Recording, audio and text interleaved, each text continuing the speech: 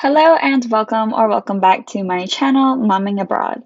Today's video is a special one where I interviewed Teddy and Gabi of the channel Living Forward. Gabi and Teddy are expats from Romania living in Germany, and I asked them a bunch of questions about their life there. So if you're interested in becoming an expat, or you have recently become an expat, or you've been an expat for a long time and you simply want to connect with and learn more about the experiences of other expats, then stay tuned because you will enjoy this video. I want to give a warning that unfortunately I did not film myself correctly so that you cannot see my face while I'm asking the questions. And instead of re-recording myself asking the questions, I wanted to make the interview as authentic as possible for you guys. So I just left the actual questions in there the way that I asked them so you can hear our natural conversation. But I did put up my face, a picture of my face for some of the times when I asked the questions, just to make it a little bit easier to follow. So I apologize for that, but at any rate, I hope that you enjoyed this interview, and please make sure to head over to Gabi and Teddy's channel after Living Forward, where they interviewed me about my life as an American expat living in the Netherlands. Okay, well, welcome Gabi and Teddy. Thank you so much for doing this interview with me. I'm really happy to have you guys here. I would like for you guys to first tell us about your family, just a little bit about yourselves and your family, please. Master? Yeah. So we are a family of four. We've been married since so many years now, 13, 14 years, most. We have two kids. One is 4 in a few months, and the other one is also 4 and a bit more months. We live in Germany. In Heidelberg. Yeah. Around Heidelberg. South of Germany. Yeah. Southwest. And you're originally from Romania, correct? Yes. Very good. Okay, so let's get into the first question then. What led you guys to decide to adopt? You mentioned you have one 4-year-old and one nearly 4-year-old, and one of them is your child through adoption. What led you to adopt, and why from Romania? So I'll try to answer this question. We wanted to have kids before we got married. We talked about having kids, but a few years after the wedding, we figured that we had some medical issues. And after a while, we started to investigate, and we welcomed Elsa after 9 years of marriage, and we had to do a treatment. And after we had her, biologically, I don't know if it's possible anymore to have any more children. So we said, even before having Elsa, our biological daughter, we thought, okay, if this doesn't work, if the treatment doesn't work out, then we were really considering adoption. So we said, okay, we're gonna try the treatment. If it works out, super. If it doesn't, then we really are gonna look towards our other options, and this was adoption. And I come from a big family. We're 6 siblings, and Gabi, there are 3. So we said, okay, only one child, probably. No. No. Yeah. And I really enjoyed having siblings and having a large family. And we wanted for a child to be able to play with someone and grow up with someone. So we considered adoption. And in 2018, me and Elsa moved to Romania in order to adopt, because we wanted to do an inland adoption. So I moved from Germany to Romania. Me and Elsa, and Gabi was going back and forth between Germany and Romania. That must have been hard, being apart from each other. It was a tough period, but if you know all the facts before you start doing something, you might not do it. So not knowing everything, we didn't know how long it will last and how complicated it would be. We just wanted to do it, and once we were in the process, even though it wasn't that easy, or it wasn't as easy as we thought, we didn't want to keep give going. up. Yeah, until you see it through. And yes. Now you guys know the process, though. Do you think that, because you mentioned maybe a big family you would like, do you think you would do it again now that you already have 2 children and you know how long it can be? I think for now, 2 kids is enough. The only thing that I wouldn't do again is probably live apart as a family, because this was something that was pretty hard for us, and I wouldn't move with the children now to Romania to adopt, because if we were to adopt, I would adopt again from Romania. But right now, going with my kids there and Gabi having to commute between the two countries, I don't know if I would put our family, or if we would put our family through that again. Right. But we're not saying no or never. We're just right now the way it is. It works out pretty well. I think the reason why we did it the first time like this is because we thought, or we hoped it would be rather fast. Wow. 6 months, maybe 9 months maximum. It ended up being 1.5 years almost, and that wasn't necessarily slow. So it was probably fairly fast. So it was actually pretty okay if we would have lived in Romania, but since we were apart, for us every month apart was too much. Mm-hmm. But if we would have been in Romania, I think it wouldn't have been such a big stress. I can only imagine that it's difficult waiting, not knowing when your child's going to be yours. Yes, and after you get a child, you have to do a lot of paperwork, and then you don't know how fast the court is going to process all the documents. So, yeah, a lot of unknown things. Yes, of course. Oh, okay. Let me get to my next question. Did you have any challenges when you were trying to bring your son, Christian, right? Mm-hmm. From Romania to Germany? Were there any kind of problems with crossing the border, making him a German resident? What we wanted to do, and that would have helped us a lot, being our living kind of apart, I was going back to Romania every month for 1.5, sometimes 2 weeks per month, but still that wasn't enough.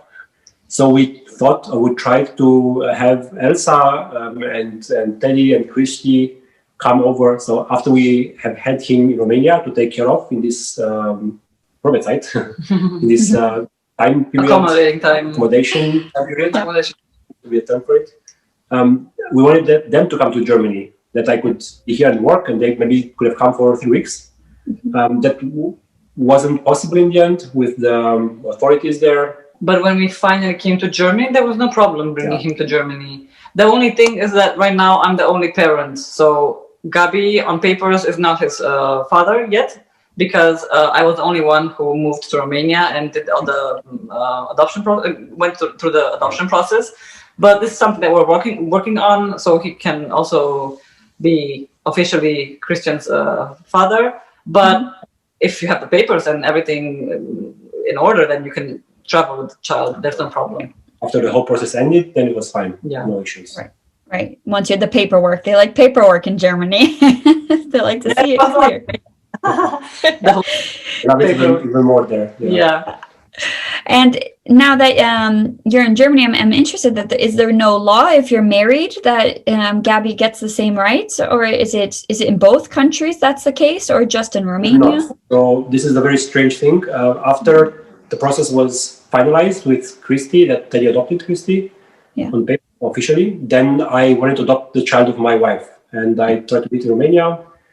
We tried it 2 times in court with a lawyer, and it didn't work because apparently I've been living too much on foreign ground or in Germany, and then I said, now we should take it to the German guys. Yes, but we call it Germany, and it's so complicated. They sent us back to Romania almost. So now we're in the process of becoming German citizens, and we hope that this would make it a bit easier for Christy to have an official father. So after we are Germans, also citizens, then living here, then I should be able to do it here.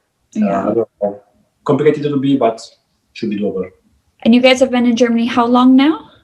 6 years. 6 years, a bit more. Yeah. Okay. Can you tell me a bit about the process of applying for German citizenship? How long does that normally take? What are the rules? Do you know anything about that? Normally, you have to have 8 years, but if you have the B2 language course, the B2 language certification, and you take this integration course, which you have to take anyways, I guess, then you can apply a bit earlier, like after 6 years. Okay. And then, of course, we have to go to the whole process of applying with all documents and interview and so on, but we don't have to wait 8 years in this case, because we kind of are integrated already, speaking the language to a decent level. Working here, both of us, so it should be I guess. I hope. Have you guys both passed the course or the exam that you need? Yeah. Congratulations. What did you Thanks. think about the course? Was it difficult? Was it strange? What? It wasn't very complicated. It wasn't very easy. My exam and also yours was a bit more complicated than the standard ones that we prepared from. I found it to be. But anyways, we have been practicing German here since many years now. So it wasn't a problem to pass it, but just it was a bit more complicated than I expected it to be, the B2. And because of the B2 level or because of the kinds of questions that they asked? I think I think normally, for example, the reading part, I found it always to be very easy, even for C1. Mm-hmm. It was really okay to understand, and I was always getting all the answers correctly. This one exam was really strange, so very twisted, yeah. So do you remember any weird questions? Because I know when I think about mine for the Netherlands, there were some weird questions on the. Not really, it's just like, is it true that you like two negations? You know, isn't it true that you don't need something, or isn't it so that you? It's just like two negations, and then in a foreign language, just a bit ambiguous when it could have been both ways. So sometimes, okay. Yeah. But it's doable. For me, the hearing part was very fast and with a strange accent. Okay. Yeah. So, but yeah, passed it. Good, congratulations, and I hope you guys will get it soon. Then I hope you'll get the passports. Let's continue here. So my fourth question is about parenting abroad. Parenting is hard no matter where you are, but obviously when you have family members near you, that's a bit of a support system. Do you have any advice now that you guys have been doing this for some years away from your family and not in your home country? Do you have any advice or any experiences that you could share with anybody who is interested in going abroad as a parent?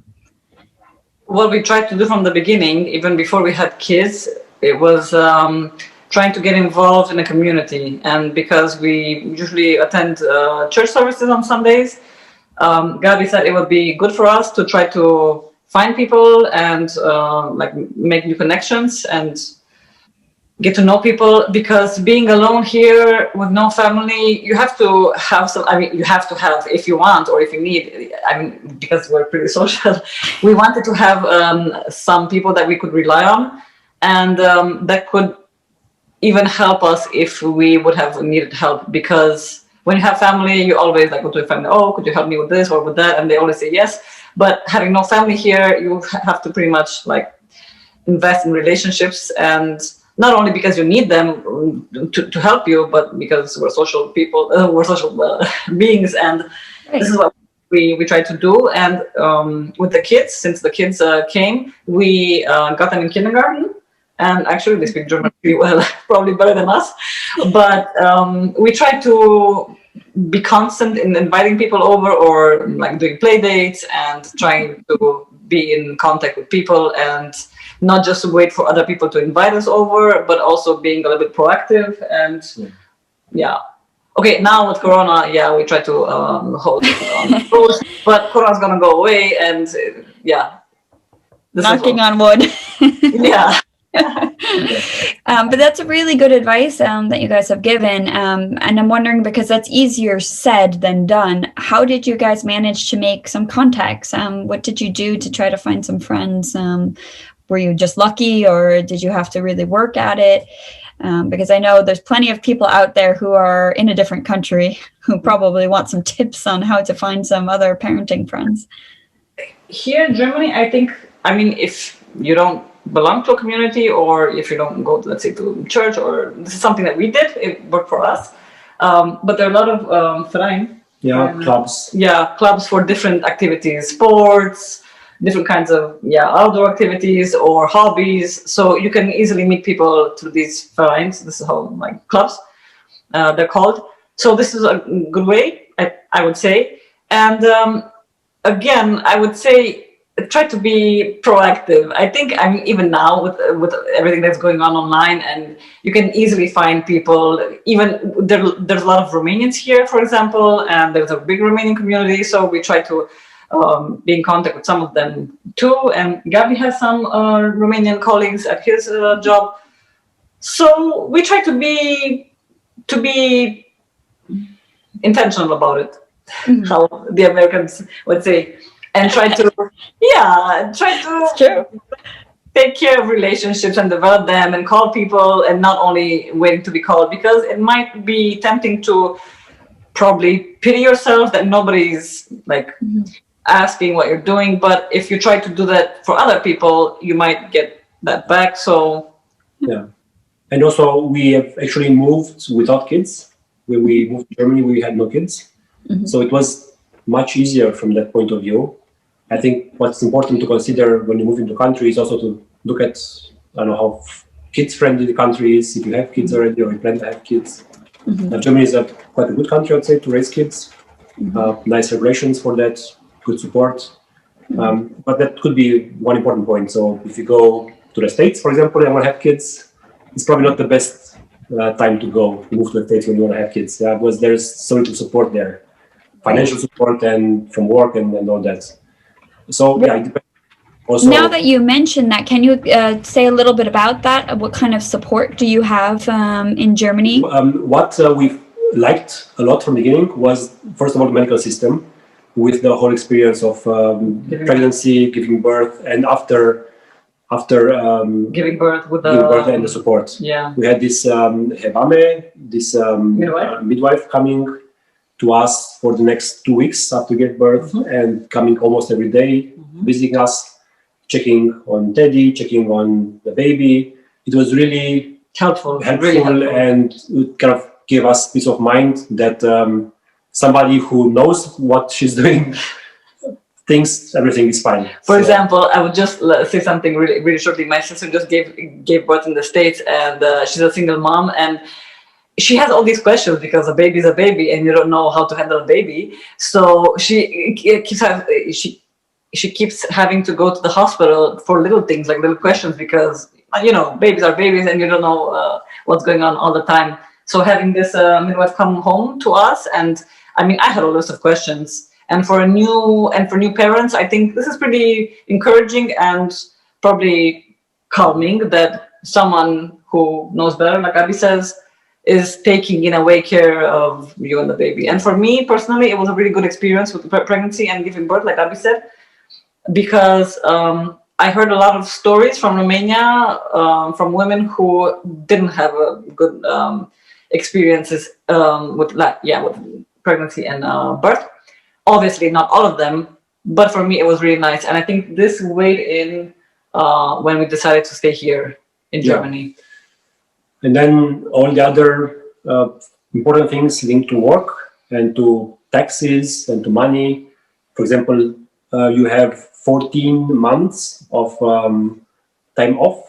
12 can be taken usually by the mother, but not necessarily, and then maybe 2 for the father. When you get also some financial support, I know exactly the figures. Even if you didn't work in Germany, you get some support. Then you have the Kindergeld, so the kids allowance. Coming on top of that, you have some tax exemptions for kids as well for each kid. So I mean, everything is thought in such a way to encourage or support the families who want to have kids. It's not that you get rich having kids, or if you have, I don't know, like 20 kids, you get quite a lot of money, but you have to feed them and hopefully educate them and care for them. So in the end, it's not necessarily cheap, but it's much easier to do it here than in a country like, for example, the US, where you get almost no support. You can get off work for, I'm not sure, a month or 2 months, and then you can take them off but on your own account. So before I get to the next question, I want to ask a follow-up. You mentioned the midwife comes and helps with the mom. Is that also for when you have children, second or third children, or is Yes, she comes home even if you have 10 kids. So it's a common practice. Yeah, I was in the hospital. I gave birth with a woman, and she had her 5th child. And she also got the midwife who came to her. Because, I mean, a baby comes with its own baggage, so to say. So, I mean, they're different, you know. Some are pretty easygoing, some of them need a bit more care, but yeah, you get that. Absolutely. That's so good that they do that.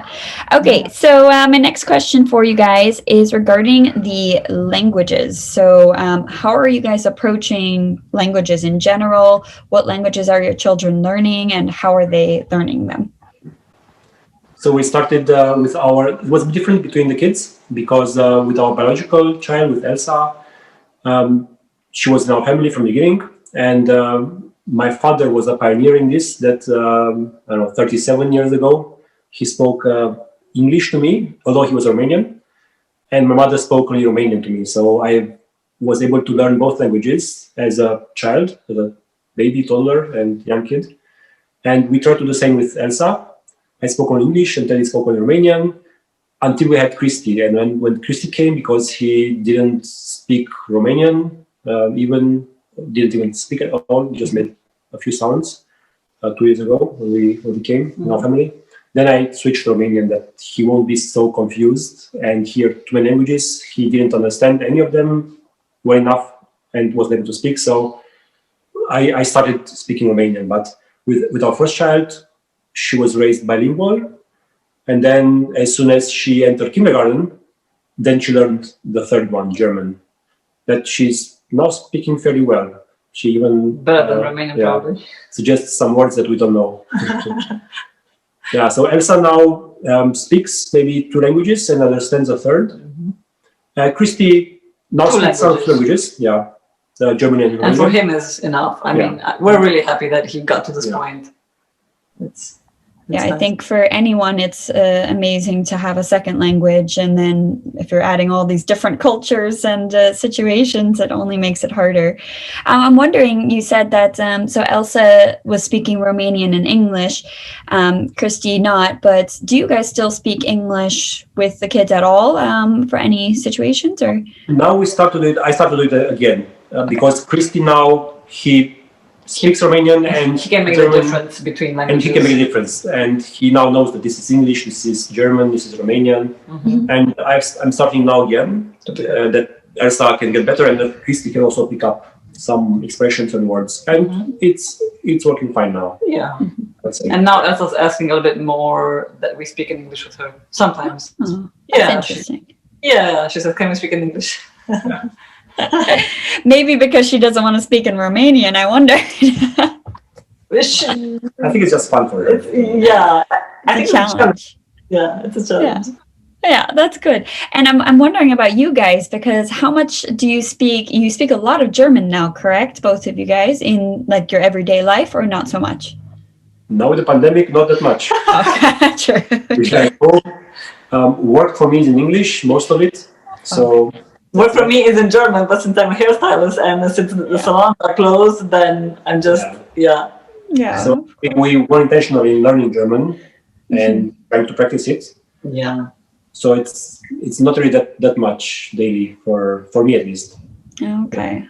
Because I was starting to wonder about you guys saying so many German words, Probezeit and Vereine. Are you forgetting English and replacing it with German now? Sometimes some words tend to come faster in German now. Okay. Yeah. Actually, we do read in German quite a lot. I think more than in English, or at least it was a period when we did that, just to practice and to immerse ourselves into German. Otherwise, it's not that easy to learn if you don't do it with all your heart. And we're not experts still. Fun. I mean, the German language, I think you can learn it and study it your whole life if you're an immigrant and it's not your mother language. But we manage. Yeah. No. My next question, I have 2 more for you guys. Do you think you would ever move again, either back to Romania or to a different country? Well, I will start saying that before we moved to Germany, I think 2 months exactly before we moved to Germany, we said we will never move to Germany because he kept asking me, hey, because we had this idea of moving somewhere in a foreign country, and I tried France, it didn't work out, and then we said, okay, where? And Gabi said, do you consider like German, moving to Germany? And I said, not really, and we said, okay, Germany is not for us, the people are cold, you know, all these preconceptions. I mean, what we heard from other people. Yeah. And exactly 2 months before we moved to Germany, like I said, we said no. And then Gabi got this job offer and we moved to Germany. And I remember it was okay for the first year. I wasn't quite sure if this is the country for me. But after I gave birth, I remember pretty well that Gabi asked me if we would like to stay here or probably to buy a house or something. And I said no, because it was a pretty fragile time for me. Elsa was a baby. It was hard. But now, after moving to Romania for 1.5 years to adopt Christy and coming back, right now, I think we're good staying here, but we would never say never. And I wouldn't say I'll stay here for another 100 years. What happens, happens. But right now, we don't have plans to move anywhere else, I think. And probably, I mean, if we stay in Germany, we also would like to move from this area because we like the area. It's warmer than in northern Germany. It's sunnier, for example. And we have our own little community here. We have a community here. We have a good church here. We have friends here already. So we probably won't move somewhere else in Germany just for a better job, for example, or stuff like that. It have to be something really huge to make us move, but we don't think we would do it. And back to Romania, maybe when the kids are big. Who knows? Yeah. Who knows? Who knows how long we'll live? Yeah, that's true too. You never know. Or if you're allowed to move back with the virus. Yeah. Well, right now we're good here. Say it again. Right now we're good here. Yeah. But this was a question that we asked ourselves for 5 years, I think. I think you always ask yourself, right? I don't know if it ever goes away. Yeah, but now it's okay. We have to decide either we go or we decide we stay at least 5-10 years more, and then we see. It's okay. We stay here 5-10 years more at least, and we see then if we're stay over or move somewhere else. Yeah. So my final question for you guys. You already touched on this, but if you have anything else that you want to add is not just for parents, but also just people in general who want to move abroad. Obviously, you guys are very happy living abroad in a different country that isn't your birth country. What is your main advice or the main message you want to leave people with? People with kids or people without kids?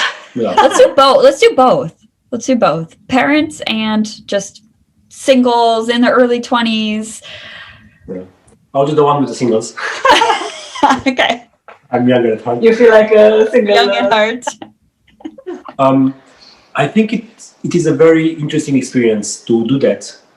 Even if it's only for 1 or 2 years. We actually started like that. We said, let's move somewhere to Western Europe so it won't be such a huge cultural shock compared to Romania. But I think it's very valuable in itself to move somewhere and to live there, to understand the culture, to understand the people, to broaden your horizons a bit and perspectives, understanding of other cultures. There were so many cliches that we knew about Germans that weren't true. We found that after we actually moved here. These are the neighbors that we have now. Sorry, they're all Germans and the best neighbors in the world. Yeah. To be honest, I mean they're really, better than we had in Romania and better than. Yeah. So it's a good surprise. I think that's a very well thing for oneself to experience a culture. Because when you go and visit on your holidays and visit, even if you visit for 2-3 months. Or if you have a project, like I used to have a lot of projects before in Germany, when I was flying in on Monday and flying out on Thursday night, for example, for 2 years, it's still not the same experience as living there and immersing yourself in all the things that you have to do day-to-day life, understanding all the system, the government system, the education, maybe a bit later we have kids, everything. It's worth it. Because if you live only in a country, even if that's a great country, you only understand this part of the truth, and you don't understand other cultures. Why are they doing that in Middle East or in Eastern Europe or in Asia, for example? Why are they not living like us in Western Europe, for example? So I think it's valuable in itself. Just to get the experience and I think it opens your mind a bit. Yeah, I agree with you. Definitely. Now, for the parents, what do you want to say, Teddy? For the parents, I think the motivation that people have or would have is pretty important, because for us, it wasn't anything that was financial. So we didn't move to Germany because we had like... In Romania. Yes, because some people move because of that, and it's totally understandable. For us, it was more an adventure. Mm-hmm. But I think people who have families who have small children, I think it's a little bit more complicated to move after they get into school. But yeah, we have a lot of friends who actually moved when the kids were in school, and right now we have a family from the States who moved here, and they have older kids. But I think it really depends on why do you want to move, or what's your motivation, or what drives you to move to another country. Because if you take the children and move them every 2 years to another country, it might be a little bit hard for them, even though for you as an adult it might be really interesting and a really big challenge. So once the kids get a little bit older, probably it's a little more difficult to move so often or to make a big change. But it's, I mean, on the other side, kids adapt fast also. We moved as like a family without kids, so it would be hard for me to give advice to people who already have kids. But I would say now that we moved and I experienced life here without kids and with kids, I enjoy it, but I wouldn't move to another country right now. Even though, to be honest, when we got married, I had this dream that I want to move to a different country every year and learn languages and learn cultures. And after we moved to Germany, I told Gabi after a few months, I'm not going to move to another country again. Because the thing is that once your dream comes true and you see what it means, what it actually means to move to another country, to have no one in the beginning because you have no one, then you start considering some other options too. But I heard about families who take the car and go to the world, and that's fine. And if it's something for them, that's super. For me, at this point, having small children, I don't know if I am so adventurous, and I don't need to be. I just enjoy what I have, and for us, it's good. Probably language is another thing to consider. If you move to a country with a different language, how different it is from your own.